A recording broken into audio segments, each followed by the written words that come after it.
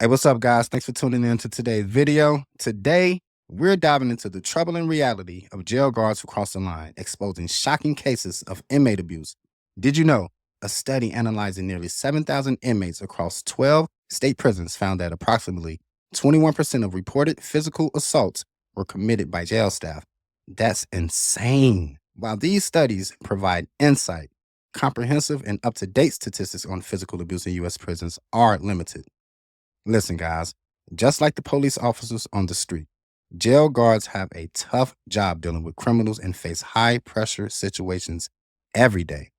They're responsible for the safe movement of inmates and maintaining order when rules are broken. While most jail guards do their job with integrity, there are some, and I mean some, who abuse their power, using their position to bully the very inmates they're sworn to oversee. Today, we'll take a closer look at cases where jail guards crossed the line and ended up on the wrong side of the law. First up, we have Officer Matthew James Rodriguez from the Warren Police Department. He was sentenced to 1 year and 1 day in jail after assaulting 19-year-old Jaquan Smith. I hope I'm saying that right. Jaquan Smith. He was arrested for assaulting 19-year-old Jaquan Smith during the booking process and forcefully taking him to the ground. Before being attacked, it appeared the two were engaged in a heated exchange of words. In response to the attack, Mr. Smith has filed a multi-million-dollar lawsuit against the parties involved. This officer strikes the prisoner and takes him to the ground. Once on the ground, the officer delivers additional punches to the prisoner and slams his head into the ground. And just moments after that, the video shows the officer throwing the victim into a jail cell. Two officers, according to the police commissioner, tried to de-escalate the assault. One of the officers reported saying, "That's enough, that's enough." Although the audio was not released and the booking officer failed to have his body cam on, a violation, the police internal investigation recommended criminal charges, which the prosecutor brought, all within a week of the incident. It gives a black eye to the ones that put the badge on and the gun to serve and protect. And that's no way to serve nor protect. All right, guys. Next up, we have a disturbing incident that took place at the Oregon County Jail. Albert Molina, who was arrested for riding his bike while intoxicated, was in the process of being booked when Deputy Ryan Alden instructed him to move to the wall for his mugshot. Molina complied and casually saluted Alden, an action that for some reason seemed to infuriate the deputy. Without any provocation, Alden can be seen on video charging toward Molina, violently shoving him to the wall by the neck and dragging him to the ground. Molina was then taken away on a gurney and spent the next 19 days in the hospital, suffering from skull fractures and bleeding on the brain. The Washington County District Attorney has since filed assault charges against Deputy Alden, who remains employed as a Washington County Sheriff's deputy. In March of 2018, Albert Molina's attorneys say he was arrested for riding a bike while drunk. During the booking process inside the Washington County Jail, you can see Deputy Ryan Alden rush at Molina, grab him by the neck, and drag him to the ground. The video is horrific. Molina's attorney, Jason Kafori, said he suffered serious head and neck injuries, spent more than 2 weeks in the hospital. He said Molina could have permanent brain damage. Initially, Alden wasn't charged, and that action apparently did not violate any of the sheriff's office policies. Washington County Sheriff Pat Garrett told me they're now reassessing their review process when it comes to use of force. This case is enormously important. It calls upon us, it demands us to do better when it comes to reviewing events. Deputies use great judgment day and night, but that doesn't, I'm not going to use that as an excuse to say that this case is not important. It is important. Now, the district attorney's office charged Alden last week with misconduct. That's after they learned of an old email that included several racial epithets. And also, the DA will be bringing this case to a grand jury again later on this month for possible assault charges. That's after they learned the full extent of Molina's injury. Up next, we have more disturbing surveillance footage from Elmore Correctional Facility in Alabama. The video captures Corrections Officer Sergeant J. Cole brutally beating an inmate who was handcuffed, kneeling on the ground, and posing no threat to her or the other officers present. Despite the clear evidence of excessive force, Sergeant Cole was only fired from her position. Shockingly, none of the other officers involved face any criminal charges for the assault or their failure to intervene.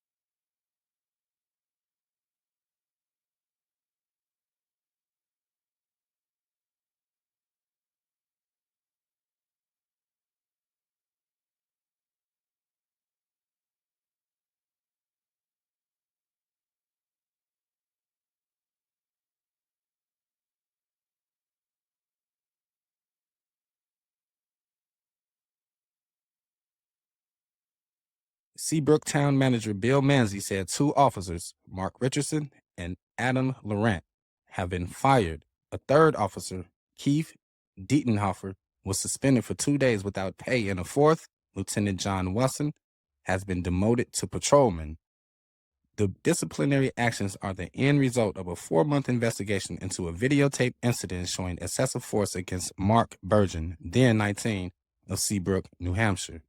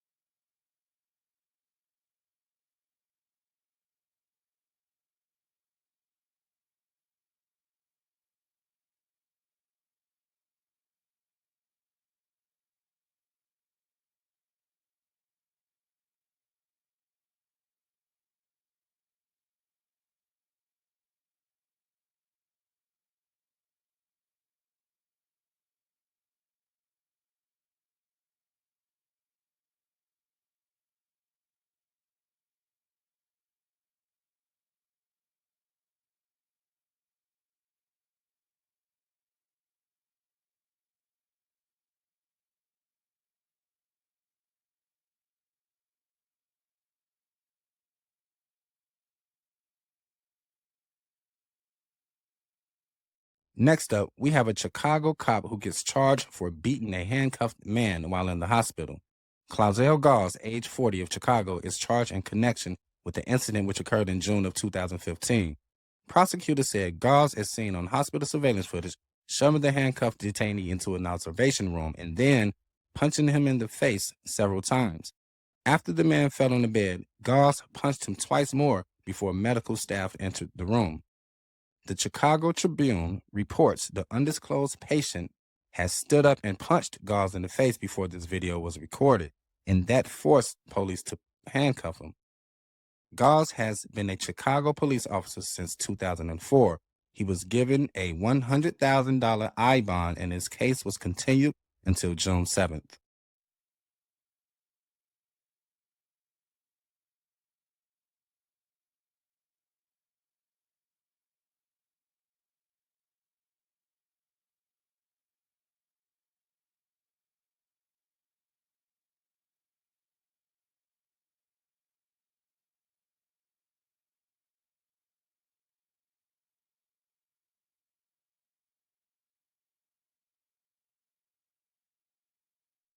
All right, guys, next up, we have a troubling case involving former deputy of Athens Clarke County Jail, Corporal Johnson. Surveillance footage from March 18th, 2017 shows Johnson punching an inmate, Travoin Gary, in the face. After the assault, Gary was left in a holding cell for over 2 hours before receiving any medical attention. An internal investigation led by Captain Jessica Goins concluded that Johnson's use of force was justified, citing Gary's history of defiant behavior and threats to spit on jail staff. However, Gary has since filed a lawsuit against Johnson in U.S. District Court, alleging violations of his civil rights.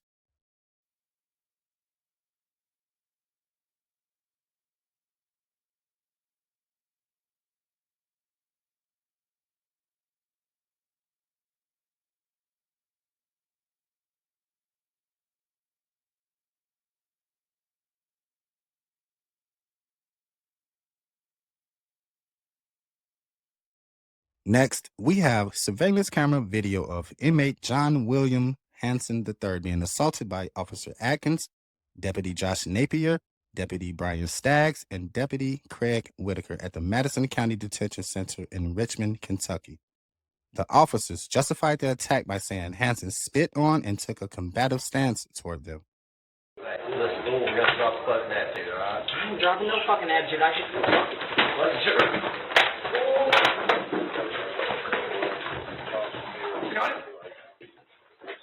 Y'all need the chair or anything? Where's the chair? Did they just have a little red mark? I get that from wrestling with Brad. Alright, let's see.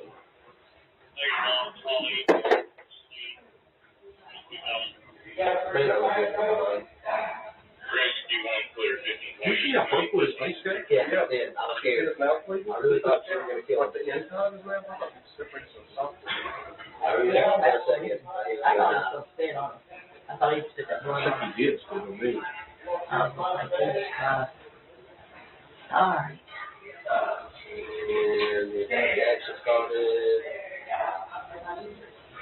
And let's see if I'm five. Let's see if I'm What I need to do is put a sheet up in front of 73 because they're going to stay out the window. I see that now.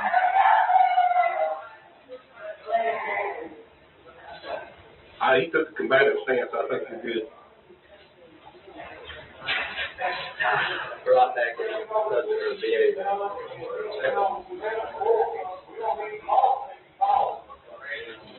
If I hear where I go wrong. No, he took the combative stance. He squared up on him. He squared up. Well, I was just saying, I need a lot more force for it.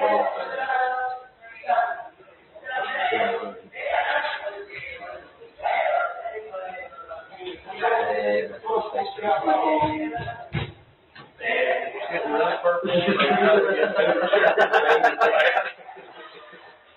when I come down, Jake was like, this, I said, see? And then I got down there and I thought, oh shit, I put Cherry in the chair. I'm Cherry. I was like, Cherry in the chair. And then I seen her and I was like, oh shit, it's not Cherry.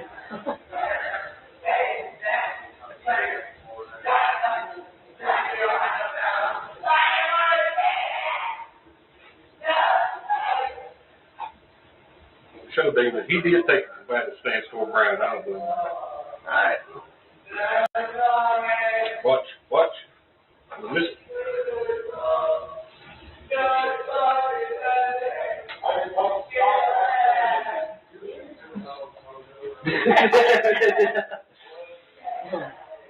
What you got, Cherry?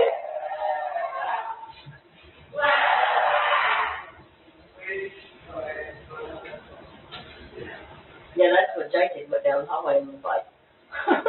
Sorry, wait. As we go through the door, I don't want. Shit.